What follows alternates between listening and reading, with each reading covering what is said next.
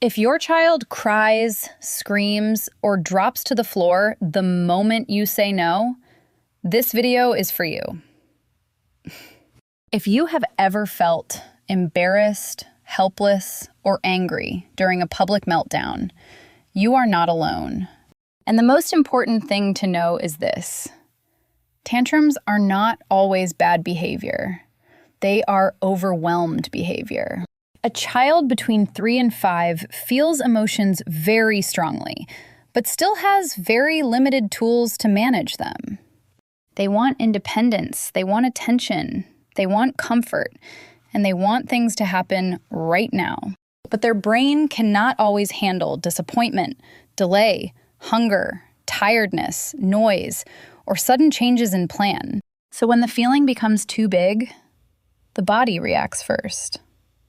Crying, yelling, kicking, collapsing, hiding, or throwing. From the outside, it looks dramatic, stubborn, or manipulative. But from the inside, it often feels like panic.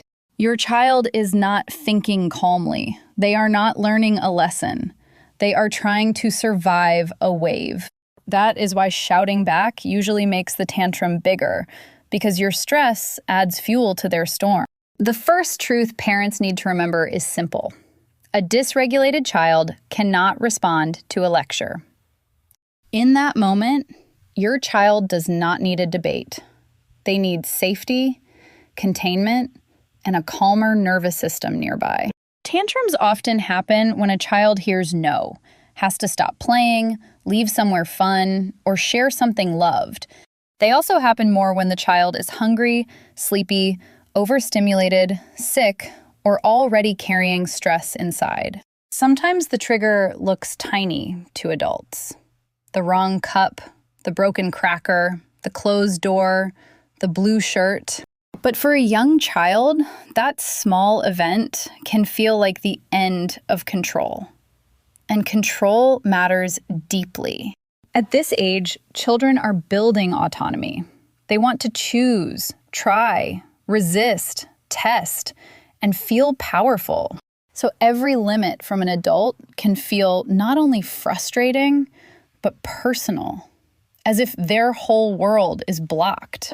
This is why tantrums are common in healthy children, especially children who are strong-willed, sensitive, or easily overwhelmed. The goal is not to eliminate all tantrums. The goal is to help your child move through them safely. Many parents make one mistake immediately.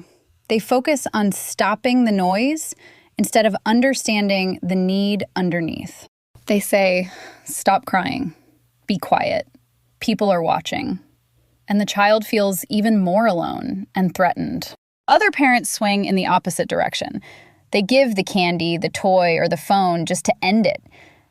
That works in the moment, but it teaches the child that bigger chaos brings bigger rewards. So what should you do when the tantrum starts? Especially when everyone around you seems to be staring.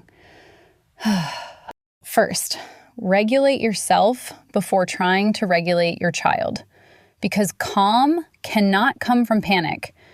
Take one breath, lower your shoulders, soften your face, and remind yourself, my child is struggling, not attacking me.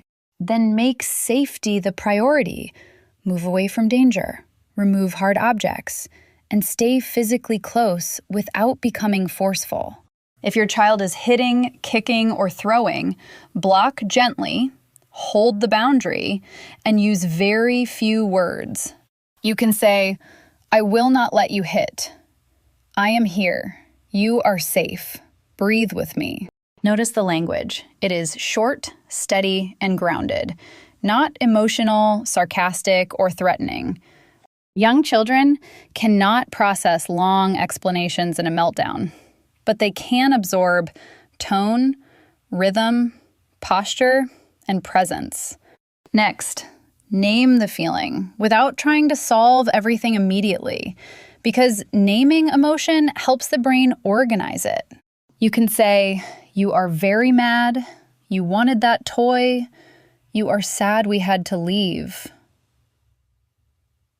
This does not mean you agree. And it does not mean you must change the limit. It means you are showing your child, I see your feeling, even when I cannot give you what you want. That single message is powerful because children calm faster when they feel understood, not when they feel defeated. After that, keep the boundary clear and simple. Today we are not buying it. We are going home now. Parents often fear that empathy makes them weak. But empathy and limits can stand together beautifully. You can be kind and firm at the same time. I know you are upset, and the answer is still no. That combination matters because pure softness creates confusion, and pure harshness creates fear. But calm firmness builds trust. If your child tries to negotiate through louder crying, stay consistent. Because inconsistency keeps tantrums alive longer. A child who sometimes gets the reward and sometimes does not will try even harder next time. Think of it in this way. Your child studies your pattern, even if they cannot explain it in words. When you stay steady, predictable, and calm, you teach the nervous system that big feelings can be survived. Another useful tool is offering limited choices before the child loses total control. Would you like to walk to the car or hold my hand? Do you want the red cup or a blue cup? Choices give a child a sense of agency. And agency often reduces power struggles before they explode. Transitions are another major trigger, so prepare them early instead of announcing change at the last second. In 5 minutes, we will leave the park, then 2 more slides, then shoes, then car. That kind of preview sounds simple, but to a young child, it creates emotional shock absorbers. If your child melts down in public, remember this. Your job is not to impress strangers.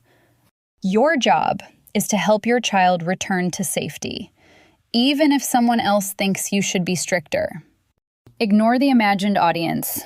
Focus on connection, containment, and the next calm step.